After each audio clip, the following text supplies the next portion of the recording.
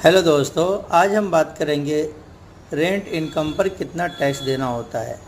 मान लीजिए किसी टैक्स पेयर का 1 या 2 या 3 जितना भी प्रॉपर्टी है उस पर से उनको रेंट इनकम मिलता है, उस पर टैक्स कितना देना होता है।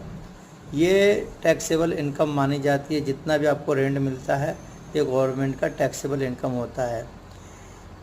किराए से मिलने वाली आय यानी पैसा आपकी कुल आयों में जोड़ी हुई जाती है।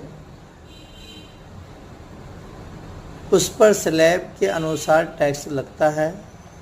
स्लैब की बात करी जाए तो फाइनेंशियल ईयर 24-25 में 2.5 लाख तक का अगर आपका रेंट मिलता है तो ज़ीरो टैक्स गवर्नमेंट को जाता है, और 2.5 से 5 लाख का इनकम जाता है तो 5% टैक्स जाता है, और 5 लाख से 10 लाख तक का इनकम आता है रेंट से तो 20% आपको गवर्नमेंट को टैक्स देना होता है।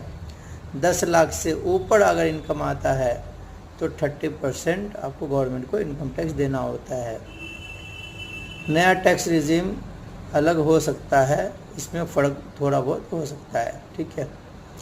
इसमें आपको डिडक्शन भी मिलते हैं। स्टैंडर्ड डिडक्शन 30% मिल जाता है।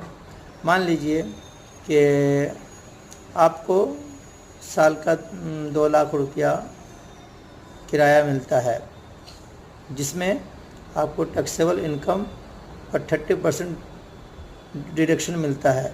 2 लाख में 1,40,000 आपको डिडक्शन हो गया, ठीक है। तीसरी बात कही जाए तो होम लोन इंटरेस्ट भी घटाया जा सकता है। अगर उस प्रॉपर्टी में या दूसरी प्रॉपर्टी आपने लोन पे लिया हुआ है जिसमें जो इंटरेस्ट आपको पे करना पड़ता है वो आपके इनकम से माइनस हो जाती है। Like, subscribe and share. File करनी चाहिए। ITR 4 फाइल कर सकते हैं। रेंट इनकम को ITR 1 में दिखा सकते हैं, ITR 2 में दिखा सकते हैं, ये इनकम को ITR 3 में दिखा सकते हैं। हम इनकम रेंट इनकम अब इस चारों ITR 1, 2, 3, 4 में आप शो कर सकते हैं इनकम, रेंटल इनकम को। Thank you.